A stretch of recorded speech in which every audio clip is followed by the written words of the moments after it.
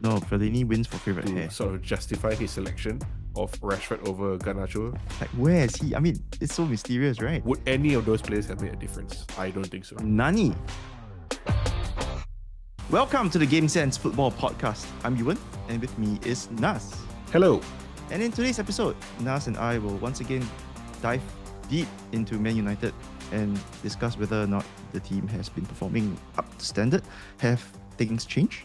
Have things been better after the whole INEOS takeover, and also, after a transfer season, or rather transfer summer that seemed pretty good, I suppose. We'll talk about that a little bit more later in this episode.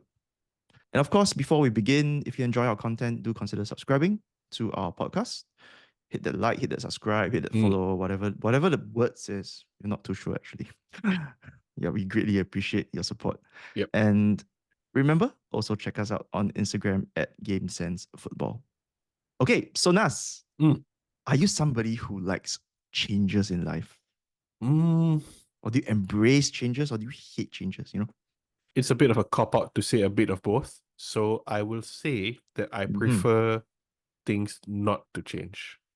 You like things to be status quo, stable? I think so. I mean, I'm of the mindset where if it's not broke, don't try and fix it, Some people like to meddle. Yeah, I get that. So but what I'm curious is, you've lived in a few countries for work, or some of the reasons. Do you adapt well when you move away from your home country? So when I lived in Qatar, it took me a long time to adapt for various reasons. Some of my former colleagues even confided in me later that they thought I was struggling for the first 6 to 12 months, which was fair, and I think I did.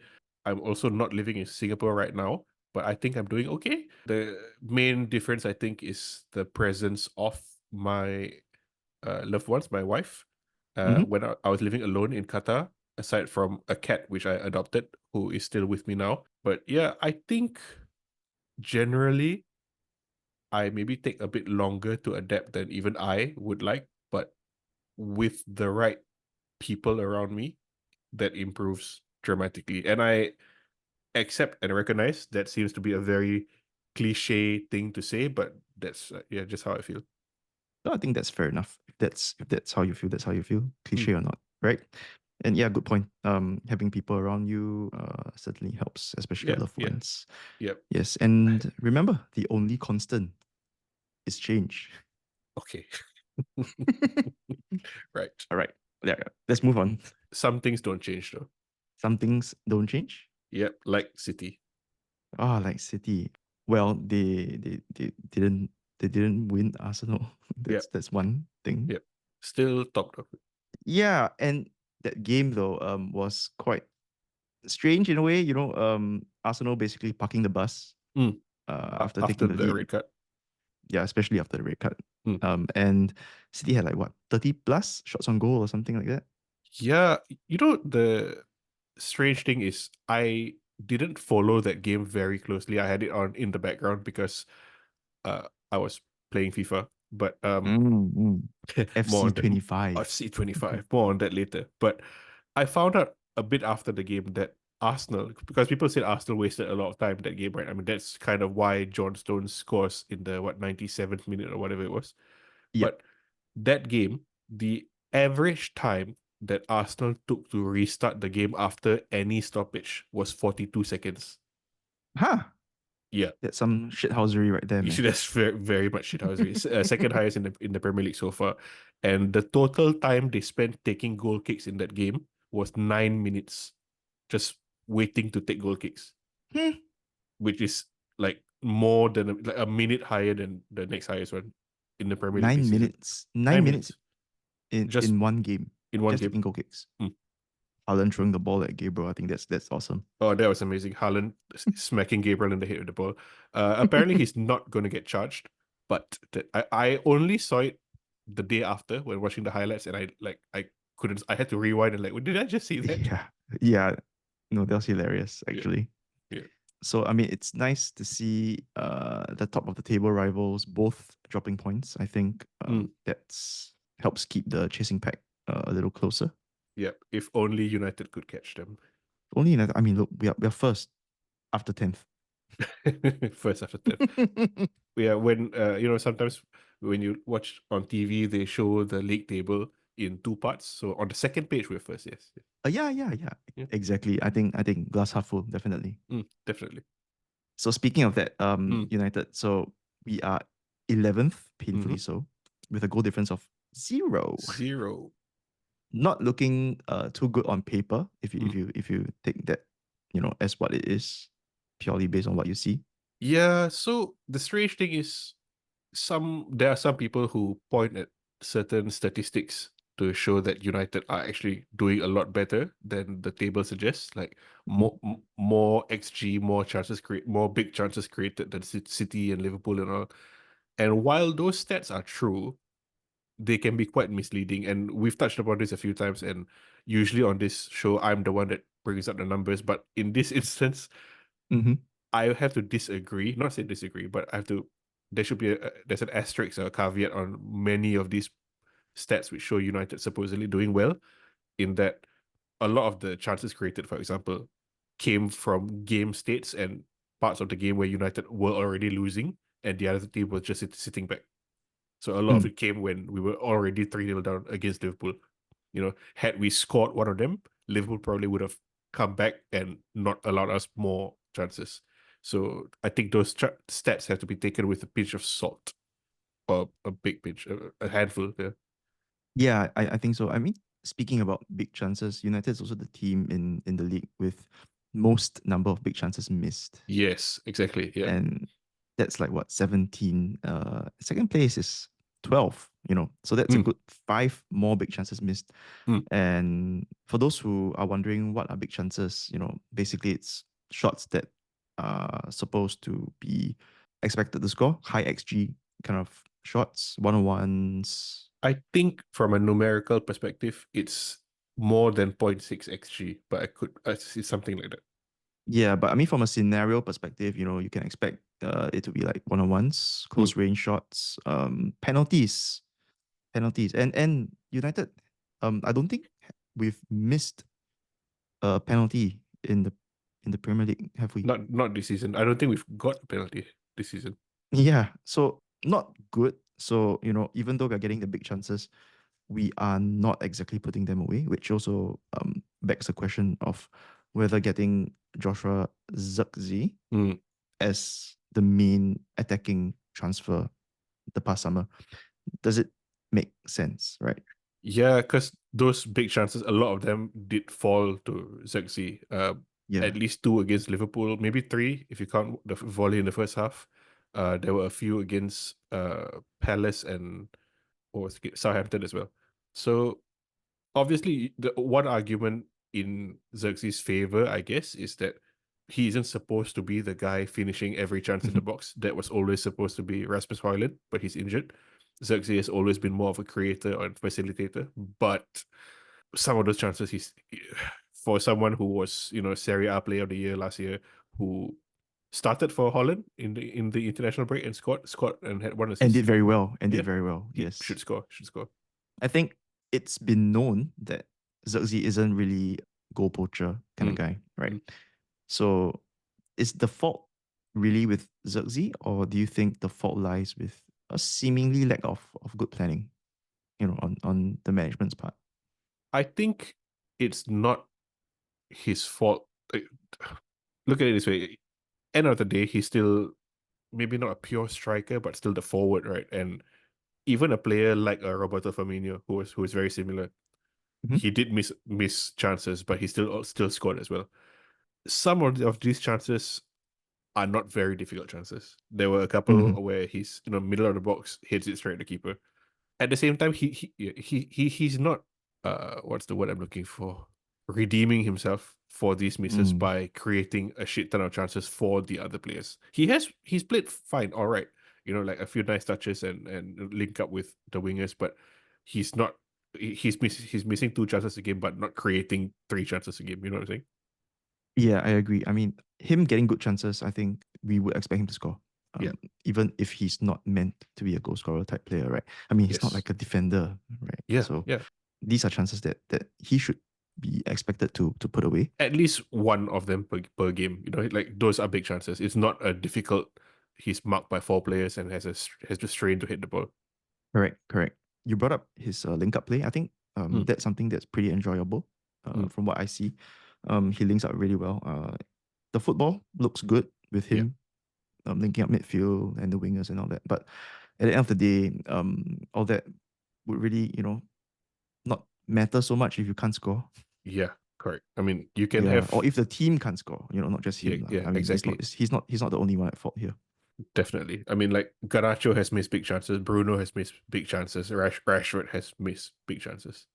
Ahmad has missed as well. Yeah. Yes. Yep. I guess, in terms of the other new players, we have mainly defensive players, I guess. Mm. Out of the 5 signings, 4 can be considered defensive, including Ugarte. Yes. So, there's Matthijs de Ligt, Mm-hmm. Noussair Mazraoui, Lenny Euro, and Ugarte. I think our defense does look a lot more solid this season, don't you think? Especially with De Ligt and Martinez in the middle. And Yeah. Mazraoui has been fabulous, actually, at wing back kind of role. Not sure about fabulous for me personally. He's definitely been Hmm? good. A bit of a shame that means Diogo Dalot has been pushed to left back a lot of times. You're right, Mazraoui has been good. De Ligt probably the best performing signing that United have had this season. And I think with De Ligt's start to his United career, even when Euro is fit, I mean, it'll take some time for Euro to regain full fitness. It'll be quite something to watch to see which of them will get to partner Martinez. Yep. Both Matthijs de Ligt and Lisandro Martinez tend to pick up injuries, so I think rotation is a must anyway. I think so too. And we still have Maguire. We still have Lindelof. And Johnny Evans. Oh man, we still have Johnny Evans. Yes. Yep. Yeah. Ugarte has been an interesting one. Obviously, he's not started in the Premier League yet. Just played a couple of minutes. Started against Barnsley, I think, right? In the Carabao Cup. Look good. He's always been a fun player to watch when you have him on your team, as long as you're not expecting a lot of technical expertise or attacking output from him. But he's a tackling monster. Yeah. So do you think he is the solution to helping the team click? Which, implicitly saying, do you think getting Casemiro out of the team will help the team click as well? Basically, the question is who should start in United's midfield, right? Not a who, but I think the assumption here is that Ugarte over Casemiro already. And does Ugarte then allow the team to click? I think yes, but implicitly they are both not the same kind of player. But the way United play, maybe you need more Ugarte than Casemiro. Casemiro at his peak was just a defensive midfielder, one that made a lot of tackles, stopped a lot of attacks, and screened and shielded the defense. But he never had the pace. He always just sat there and, if people couldn't go past him, they had to go wide and the attack was nullified. Ugarte would will run around, hunt the ball down no matter where it is. So both different. On one hand, you could say that the issues United had last year, where there were gaping holes in midfield, could happen again with Ugarte. But gaping holes in midfield are acceptable if you consistently and reliably win the ball back. And that's what Ugarte does. Yeah, I guess we shall see. Hopefully, it's going to be good. I would say, though, that assuming it's Ugarte, Meno, and Bruno as the 3 in the middle of the pitch, that's a lot of energy. That is actually, but there's also a case for Mason Mount to be there. Yep. And Mount is sort of like a new signing, considering how little he played last season. Yes, definitely. Yeah. I think that's about it for our new players. Well, I mean, if you want, you could consider Ahmad like a new player. sort of. Yeah, well, sort of like, he's been out on loan for a long time. Last season came back, didn't get a lot of game time until his heroics against Liverpool in the FA Cup. This season he's Yep. had a lot of minutes. So been generally good, always looking to go very direct, which is refreshing. Yes. And on the other flank, we have been seeing Marcus Rashford start ahead of Mm, Garnacho for the most part, at least. yeah. Do you think that's deserved? Do you think Garnacho should get the games over Rashford? I think Garnacho is our best winger. Last season he played so many games, not just because Rashford was kind of shit last season. The Garnacho by and large deserve to play those many games. I wonder if Garnacho had not gone to the Copa America in the summer, or Mhm. if Rashford did go to the Euros. Rashford didn't go because he didn't deserve to go, but let's say he did go Yep. and he played minutes. Hmm. Would that have changed the selection process? Ten Hag could very easily use that to sort of justify his selection of Rashford over Garnacho, no matter what performances dictate. Yeah, maybe. It does seem like Garnacho is being rested because he's had a really long season. Rashford though is picking up his game a little bit compared to last season. Still not good enough in my opinion, Yeah, but the confidence is slowly coming back. So that's always a good sign. yeah. Um, Scored what, two against Barnsley, gave the penalty to Anthony, and scored against Southampton, was it? Confidence seems to be coming back, and yeah, maybe again that's why he's starting ahead of Garnacho. Like maybe Ten Hag needs to massage Rashford's confidence, but it's just a bit. I don't know if unfair or undeserved is the right term for this, but I think most United fans would say Garnacho and Ahmad should start ahead of Rashford. And again, in the preview episode, we had a very long discussion about the wingers. Yes, we did. I actually fully agree with you. Based on form at least, Mm, Garnacho should be ahead of Rashford. yeah. Um, even I- now, I suppose. in fact, like I would argue that if everybody is fit, Garnacho should be left wing and you should put Mount on the right wing and have Højlund in front. Have and Zirkzee come on if need be. Mm, makes sense. Makes some sense. Not sure about dropping Ahmad, but I mean he's been pretty good. Yeah. I wanted to also bring this into the discussion. We Okay. we talk about the players, the new players of that, but I want to know your opinion on the players, the impact, of the departures. And the Mm. most significant ones I would say Scott McTominay, Hmm. Aaron Wan-Bissaka, and perhaps Jadon Sancho. I think it was the right decision to let all of those go. And Mm. also on top of them, Anthony Martial, Rafa Varane, Greenwood, Yeah, um, yeah. and Donny van de Beek. Um, I mean, those like Varane and Martial with their contracts Mm, running out. I think those were inevitable. McTominay could have stayed. I think Wan-Bissaka maybe could have stayed as well, considering that Mazraoui doesn't have a very good injury record. mm, Neither does Luke Shaw on the other side. And yes. where's Malacia? When Tyrell Malaysia comes back, it'll be like a new signing. Like, where is he? I Yeah. mean, it's so mysterious, right? Yeah. Do So we even know whether he's alive? I think he was seen on the pitch when we won the FA Cup, but not since then. But Uh-huh. okay, but going back to the players that were sold or released in the summer, I look at it this way. In all the instances where United haven't got a result this season, losing to Brighton, drawing to Palace, losing badly against Liverpool, penalties Mhm. against City, would any of those players have made a difference? I don't think so. So I think it was the right decision to let them go because Martial, Varane, Sancho on very big contracts. Mhm. Van der Beek, hasn't performed ever for United. Well, I guess McTominay may have made a difference against City. Oh yes, because he, yeah, yeah. I forgot to mention just now because Rodri got injured against Arsenal, right? Might be out Oh for the yeah, in season. that game. Yes, yes, that was actually, yeah.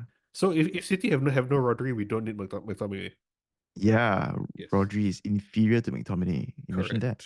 correct. Yeah, I agree actually. The players to have been let go. Also because I can't think of anyone who should be let go ahead of those players, except maybe Anthony. Yes. Speaking of former United names, I saw a stat this weekend. Ashley Young had an assist for Everton. And upon recording the assist, he has become only the 5th player in Premier League history to have an assist over the age of 39. Oh, Of the okay. 5 players, 4 of them are former United, including Ashley Young. I know Teddy Sheringham. Yep. Ryan Giggs. Correct. 39. 39. Yes. So and the one that you're missing is the oldest. So he was older than Sheringham and Giggs when he had the assist. Van der Sar? Van der Sar is correct. Good knowledge. Yes. The non-United player is Thiago Silva. Thiago Silva. Thiago Silva. Okay, so that's the end of part 1 of our United discussion. After the break, we shall talk about expectations for the rest of the season and whether or not performances have been up to scratch. So stay tuned. Welcome back, everyone. Today we are going to try something new. It's this section called Shirtnanigans. Shirtnanigans. Shirtnanigans. What's Shirtnanigans? So what we'll be doing is each episode, we'll take a look at all players whose shirt numbers correspond to the current episode. So as this is episode 31, we'll look at some old Man United players who have worn number 31, okay?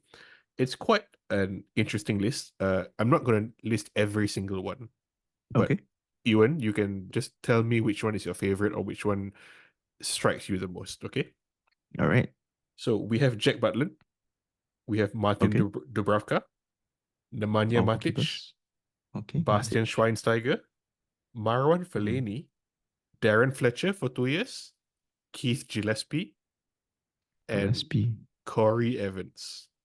There's a couple more, but those are the notable ones. Corey Evans is the younger brother of Johnny Evans. Yes. Yeah. Well, favorite player right there would be Schweinsteiger.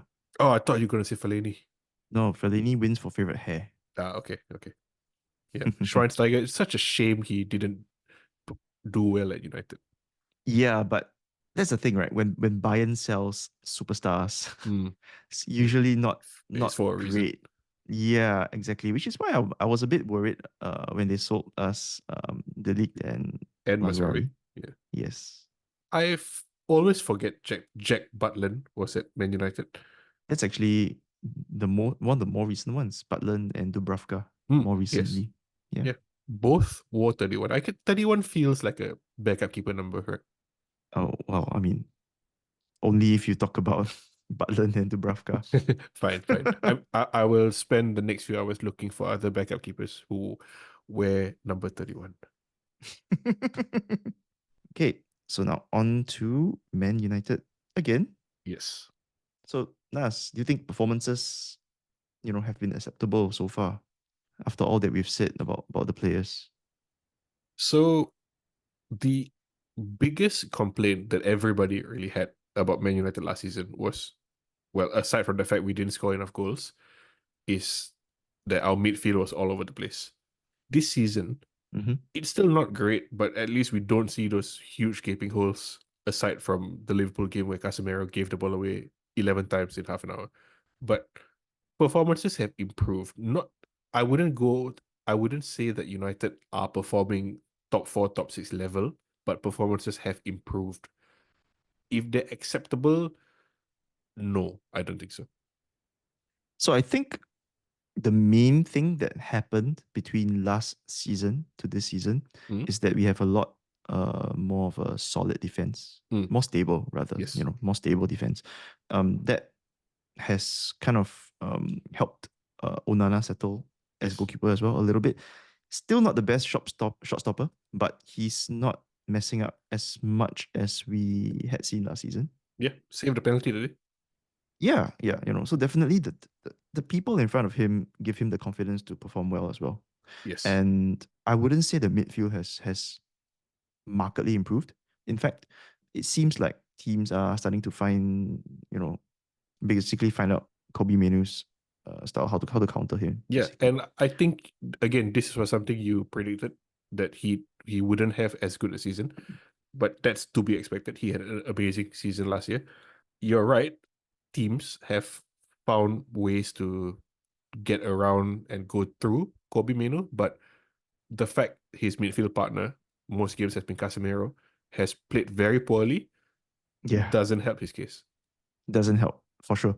Yeah. So, but we can judge only what we've seen so far. Definitely. So, yeah. So based on that, definitely not great. The midfield hasn't particularly improved, if you ask me. But with Ugarte in the team, maybe. Yeah, so I think you are right in that individual performances in midfield have definitely been worse, but I think the system has improved from last season. The system, Yeah, but it's just philosophy. whether or not it's the same system, who knows? Maybe this is what Ten Hag has always wanted, but last season, due to form and fitness and just whatever other attitude reason, people weren't doing it. That's why it looks better this season. But then this has been coupled with drop in fitness and form of Kobbie Mainoo, of Garnacho, and Højlund injured again. Yeah, to be fair, also, these are two young players who have had Yes, really long seasons. very long. Yes. Mainoo also went to the Euros. Exactly. Might not be fair to really criticize them at this stage. For sure. I mean, United shouldn't be depending on two under 21 players for their system to work. Ten Hag shouldn't be Correct. having to rely on two youth players for his system to work. Correct. So it might not be their fault personally, but I think in terms of how the team is being managed, I think that's something that needs to be improved on. And we talk about how Joshua Zirkzee links up well. It looks good, when they play, but no results in terms of the goal scoring side of things. I am actually very much looking forward to when Rasmus Højlund comes back, because again, not that I want to, take a dump on Scott McTominay, but it'd be nice to see how Højlund does without Scott McTominay running into his position every 5 minutes. Yeah, let's hope he comes back soon.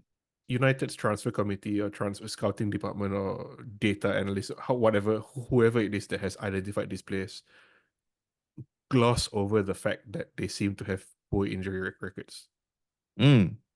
So who has been like the best player for you for United so far after 5 league games? After the 5 league games, so I actually like the performances of, like I mentioned, both Mazraoui and De Ligt. Okay. So Mazraoui has been looking very lively. Maybe not so much end product, but he did chip in with, I think, an assist. And De Ligt has been phenomenal, in defense. Quality defender. Yeah. Really, really looking forward to him not getting injured. Yeah, I think De Ligt has been probably United's best player. Dominant, but also ball playing defender that we've been looking for. Basically, he's what United hoped for when they bought Harry Maguire. Yeah. Okay, so we've had 5 league games. Yeah. Mixed results. To say, if you're being optimistic, it's been mixed. Okay. Beat Barnsley 7-0 in the Carabao Cup. The FA Cup hasn't started yet. The Europa League starts tomorrow as we record. Probably by the time you listen to this, maybe United have played FC Twente. McLaren. Yeah, the McLaren derby. But if you are Erik Ten Hag, what is it you do now? Like Erik Ten Hag always says, we stick to the system. But so earlier I mentioned that I think the system is working better, but it's still not good enough. So what needs to change? What needs to improve? What needs to be fixed? Yep. So I think one of the things that immediately I would want to address is Mazraoui, no, that's not Mazraoui. Ugarte. Ugarte coming into the team. Okay. Right. So this is, I would assume, a very key cog in the whole machinery functioning well. So the sooner I get Ugarte playing on the same wavelength as the players beside him, the faster it will be to be able to grind out those results. We did well against Crystal Palace, but couldn't score. again, the same old problems of not being able to score?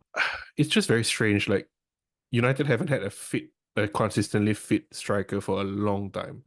And if you look back, it's not that we should always look back at history with rose-tinted glasses, but look at the treble season. United had four strikers: York, Cole, Sheringham, Solskjaer.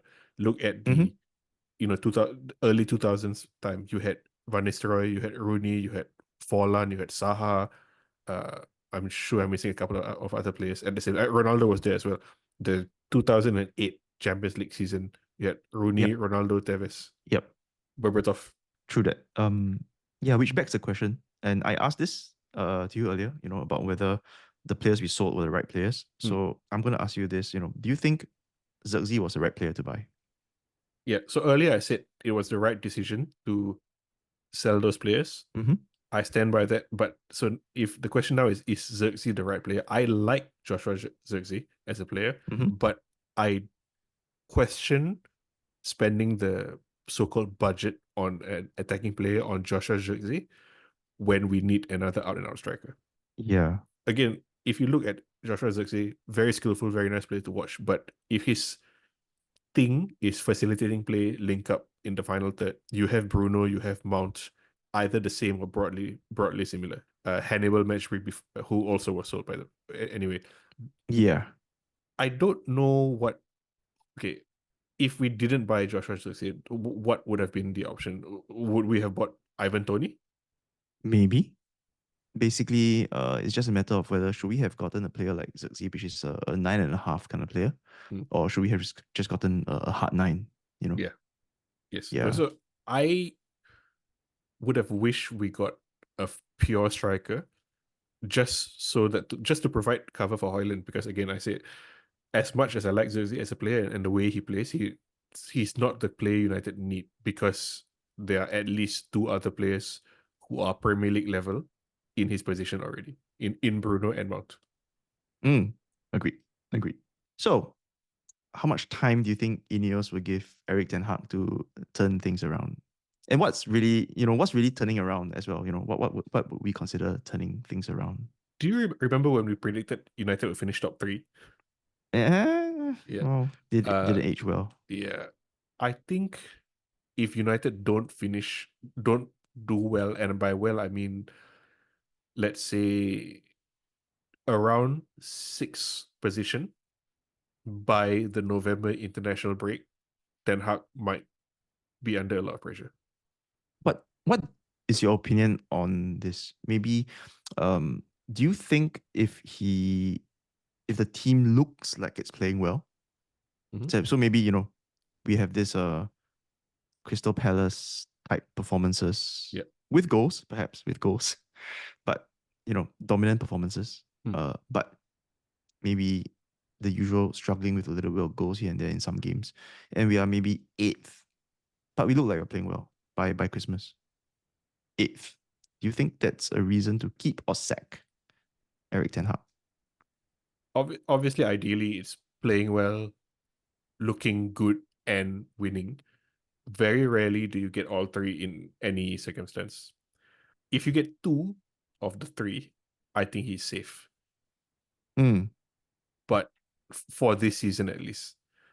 Um, but if, for example, Christmas, not even Christmas, but again, if the November international break comes and United are still mid-table, still with a zero or even a negative goal difference, if they lose a couple of games in the Europa League, he his job would be under serious threat. yeah, that's right. Zidane's available as well. Zidane is available, but I mean, United have now just sold all their former Real Madrid and French players. So He was spotted at the Manchester airport or something, right? And there were some rumors like, hey, what's Zidane doing in Manchester? you know, Zidane at United would be quite a thing to watch, because in a way he's just a better version of Solskjaer, right? Solskjaer, obviously club legend, but both not known for their tactical acumen, but just there to motivate players. And Yeah, yeah, I've said this for years, that imagine Zidane at United when Pogba was there, and Zidane could just take Pogba aside, grab him by the collar, and said, "Hey, just stop your nonsense play to like even 70% of your ability, and you'll be the best player in the world like I was. That's true as well. If you had to guess, gun to your head, what will happen? Will Ten Hag last the season? Will he get sacked around Christmas, or will he be replaced at the end of the season? Oh yeah, so when I say last the season, is will he be the long-term manager under INEOS? So I think if we can start dominating games, Mm. which is supposed to happen under Ten Hag's tactics, Yep. we haven't previously done well against weaker, lower league Yeah. opposition. So I saw a stat. United in their last 8 Premier League games against teams in the bottom half of the table have only won 2. Yeah, exactly. Those are the games, like you were saying.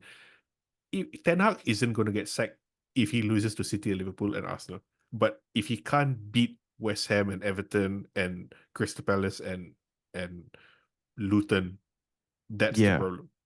correct. And I mean putting the goal scoring aside, the team at the very least has to dominate in these games. So if Ten Hag is able to show that his team can dominate against teams that we should be dominating against Yep. By Christmas, then I think he would be given till the end of the season. At least, yeah. By at which point he would have to finish at least fourth. If he finishes 6th or 7th, but goes deep in 2 of the cups, is he safe, you think? I don't think so. Okay. I don't think so. If he finishes 7th but wins the Europa League, so that qualifies United for the Champions League. Now that's a tougher question to answer. I guess it also has to depend on what he has shown again. If he can still show that the team can dominate, maybe, but if he can't show or prove to his bosses that, the problems that remain are solvable by him, then he has to go. Yeah. If he wins the Europa, do they, in the new model, do they go to the Champions League? I think so, but this is something we need to study and probably cover in another episode. Yes, we actually fully intend to Yes. cover the new Swiss cheese model. No, Swiss model. The A new lot of Swiss holes. model. Yes. Yes. So I mean, plenty of holes in terms of the knowledge that we all have on this new model. I mean, going back to Ten Hag, right? Like, he has the second best win percentage of any Man United manager, obviously behind Alex Ferguson. Yeah, which is insane. But Yeah. when you look at the managers over the last decade, I guess you can understand why. Yeah, but the thing is, objectively, he's done better than anybody since Ferguson. And like, you look at Liverpool, you look at Arsenal, you look at City. Now, those are the 3 consistently best performing Premier League teams now. And even they have had off seasons in the past 2-3 years, right? But Klopp, Arteta, both of them took a couple of years, like 2 years. Arteta took more than 2 years to turn them into the machine they are now. Pep came in, didn't win in his first season, Pep came into a club that had been basically made for him for 6 years before that. So is it unfair to judge Ten Hag so harshly now when, like you said, United have had crappy managers or crappy managerial performances for the better part of a decade? So I think one of the things about Ten Hag is also because while we have achieved some good things, like pretty high highs, not the cups. highest of highs, but yeah, we did win 2 cups. So the relatively high highs, I would say, but the lows are like, Yes. man, incredibly low, worse than the lows that Ole went through. Seems lower than the lows that maybe Jose went through. Yeah, so we really have to look at things beyond the results if we can't get desired results, right? To see whether progress is being made. I'm pretty sure INEOS has some sort of a scorecard for Ten Hag in their office. Do you think it's a sort of pie chart, a bar? What format is it? Maybe it's a one of those dotted charts, you know. Okay. Yeah. With like Top right quadrant, top left quadrant, Mm. bottom left quadrant, bottom right quadrant, you know, X So, and Y so axis. not like a HP or a life bar like in a video game. How, if he gets to rate, he's gonna get sacked. Critical. Not really. Yeah, Yeah. yeah. It's not so simple, right? So that probably sums up our discussion on United this season so far. I guess, like you say, it sums up the discussion and the expectation that right now what we're hoping for is that Mhm. even if we're resigned to losing to Arsenal and Liverpool and City and hoping that we beat the rest. Yes. We're hoping to be the best of the rest. We actually have a listener question this week. Yes, so this week, among the listener questions that came in, there was one very interesting one. And sorry, they're all interesting, of course, but one relevant Yeah, one. yeah. Okay, yeah, there were some weird ones, yes, but one relevant one. Okay, our listener Fami has asked, "What would our Man United five-a-side team be? You must include a goalkeeper." Five aside. You know, Mm, this is fitting on more than just one level, right? So like we're talking about United mm, today. So of course this is a relevant question in a yep, way.